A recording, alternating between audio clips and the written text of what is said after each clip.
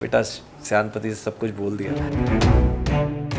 मैं खुद थिएटर से हूँ तो हम लोग बड़े अपने आप को ज़्यादा अच्छा एक्टर समझते हैं, लेकिन फिल्म में आप जब पहुँचते हैं तो वहाँ आपको सीधा एक या दो एक रिहर्सल्स की या सीधा टेक। अभी इस वक्त मैं आपको सच में मैं ना तो आपको डाइवर्ट करूंगा ना ऑडियंस को, ना मैं खुद डाइवर्ट होना चाहूँगा। आपको बहुत चीज़ें हर चीज़ सोच के एक ही बार में देना होता है। आपका एक गलत ब्लिंक भी फिल्म में ख़राब लगता है। मैंने नहीं सोचा था कि मुझे ऐसा कुछ करने को मिलेगा। जो मर्जी करें, अगर आप अच्छे हैं तो आप हर जगह अच्छे हैं, आप बुरे हैं तो हर जगह बुरे हैं। टीवी के पहले आपने थिएटर्स किए हैं और वहाँ भी जया बच्चन के साथ मुझे पता चला कि आपने एक नहीं दो अलग अलग थिएटर्स किए हैं और उसके पहले भी आपको कई सारे अवार्ड्स मिल चुके हैं। इसके पहले वाले इंटरव्यू में मैं सुन रहा था जहाँ पे आपने बोला भी कि अवार्ड्स मिल रहे थे, एक्नॉलेज किया जा रहा था, तो मुझे लगा कि मैं सही कर रहा हूँ। बिल्कुल ऐसे ही होता है। अगर मैं कोई भी लाइन में, सिर्फ एक्टिंग की लाइन में नहीं या किसी भी लाइन में, जो आदमी जो इंसान जाना चाहता है, जो बच्चा आगे बढ़ना चाहता है, मैं बच्चा ही बोलूँगा किसी को, मैं भी अभी बच्चा ही हूँ जो सीखने की प्रोसेस में अभी भी है, क्योंकि सीखना कभी भी ख़त्म नहीं होता। जो भी जिस लाइन में जाना चाहता है, अगर उसे वहाँ एक्नॉलेजमेंट मिलता है, अप्रिसिएशन मिलता है, इसका मतलब उसे समझ लेना चाहिए कि वो सही जगह पर है, सही जगह रास्ते पर चल रहा है। जहाँ उसको लगे कि यहाँ थोड़ा सा गड़बड़ हो रहा है, अप्रिसिएशन नहीं है, एक्नॉलेजमेंट नहीं है, तो इसका मतलब ये है कि कमी मुझ में है, सामने वाले में नहीं है। सामने वाला तो अपना काम कर ही रहा है, सामने वाला तो करके ही देगा, हर चीज़ हो भी जाएगी। वो चीज़ शायद पूरी भी हो रही हो, लेकिन वो सिर्फ पूरी हो रही हो, लेकिन एक अप्रिसिएशन वाली बात, एक्नॉलेजमेंट वाली बात ना आ रही हो, तो उसे वो रास्ता मुझे लगता है चेंज कर लेना चाहिए और उससे मोटिवेशन भी बना रहता है। Correct. And how experience working with Jaya Bachchan? See on screen मैंने बहुत डायरेक्टर्स के इंटरव्यू देखे हैं, they keep telling, in fact Karan Johar एक इंटरव्यू बता रहे थे कभी खुशी कभी गम का एक सीन जो उन्हें कट करना पड़ा, जहाँ पर वो फ्रेम देखकर नेचुरली रोने लगे थे। उनके एक्टिंग की तारीफ तब से की जा रही है। How was your experience? Amazing. मतलब मैं क्या बताऊँ उनके बारे में। उनसे तो मैंने बहुत सारी बातें सीखी हैं, और सबसे बड़ी बात जो वही आपने जैसे अभी सवाल किया था कि आपने हर मीडियम किया है, तो आपको क्या लगता है कि किस एक प्रोसेस के बारे में आपने सवाल किया था, तो ये वाला जवाब मैं उसी वक्त भी देने वाला था, लेकिन अभी आपने पूछा तो मैं बताता हूँ कि उनसे पूछा गया कि आपने थिएटर कभी नहीं किया है, आप सीधा थिएटर में आई हैं फिल्मों से। जब जया बच्चन जी मेरे साथ हम लोग नाटक कर रहे थे, माँ रिटायर होती है, तो उन्होंने इतना अच्छा आंसर दिया। तो आपको लगता है कि वो थिएटर वाले एक्टर्स जो मैं खुद थिएटर से हूँ तो हम लोग बड़े अपने आप को ज़्यादा अच्छा एक्टर समझते हैं, जबकि ऐसा नहीं है। मैं आपको बताऊँ, मैं खुद थिएटर से हूँ। ऐसा ज़रूरी नहीं है।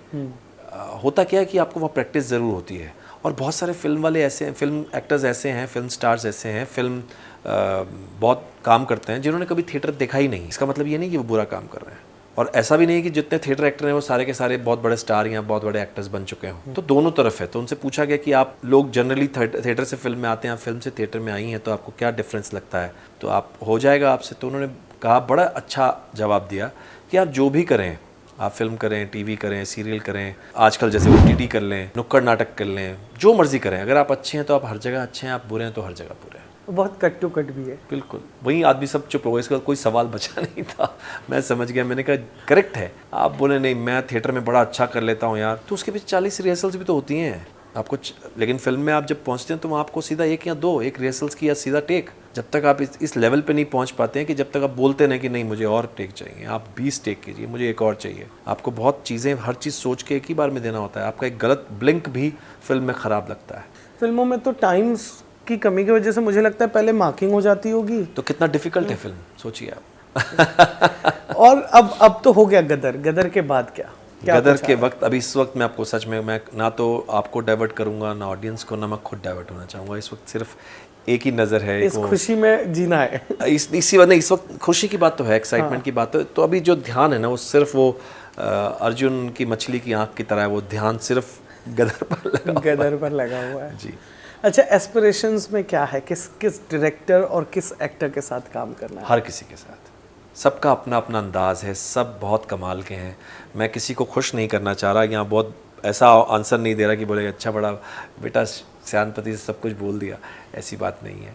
सच है, हर आदमी, हर किसी का, जैसे पांचों उंगलियां सेम नहीं है, तो कोई भी उंगली जो है कमज़ोर अगर ना हो तो गड़बड़ हो जाएगा। तो सब लोग अपनी अपनी जगह पर हैं, सब अच्छा अच्छा काम कर रहे हैं। तो मैं तो सबसे सीखना चाहूँगा, सबके साथ काम करना चाहूँगा। आखिरी सवाल मुझे ये पूछना, वैसे ये सवाल मेरे जहन में था नहीं, पर क्योंकि आपने जया बच्चन जी वाली स्टोरी बताई तो वो जहन में आ गया कि अब तो आप फिल्मों तक पहुंच गए हो। बहुत सारे एक्टर्स हैं जो टीवी से शुरू करते हैं, फिल्म तक जाते हैं और फिर शायद पीछे मुड़कर नहीं देखते।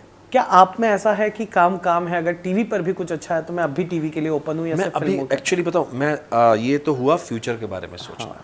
मैं कभी नहीं सोचता, जैसे मैंने कहा ना, मैं इस वक्त प्रेजेंट में सिर्फ गदर देख रहा हूँ। मैं आगे के लिए, मुझे नहीं पता था कि गदर मेरे पास आने वाली है। मैं तो, मेरे तो ख्वाब ख्याल में भी नहीं था। अगर मैंने फ्यूचर में सोचा होता, चाणक्य भी नहीं आया होता, पेशवा भी नहीं आया होता, महाकुंभ भी नहीं आया होता, इस प्यार को क्या नाम भी, यानी जितने मालिक के आशीर्वाद से, जितने रावण भी नहीं किया होता, बहुत सारे कैरेक्टर्स करने को मिले। और हर बार मैंने नहीं सोचा था कि मुझे ऐसा कुछ करने को मिलेगा। ये ईश्वर का आशीर्वाद है, बड़ों का आशीर्वाद है, मेरे परिवार का प्यार है कि ये अपने आप सारी चीज़ें होती हैं। इसलिए मैं बहुत ज़्यादा नहीं सोचता कि मैं अब इसके बाद ऐसा कर लूँगा, या अगर सीरियल आया तो क्या होगा, फिल्म आई तो क्या होगा। जब जो आना है वो आएगा, और वो मेरे लिए अच्छा ही आएगा। कैसा लगा टेली चक्कर से बातचीत करके? बहुत अच्छा, एज ऑलवेज, हमेशा की तरह बहुत अच्छा। Thank you so much. नमस्कार, मैं मनीष वाधवा। जल्दी नज़र आऊँगा गदर 2 में जनरल हामिद इकबाल के रोल में। आप देख रहे हैं टेली चक्कर। Thank you.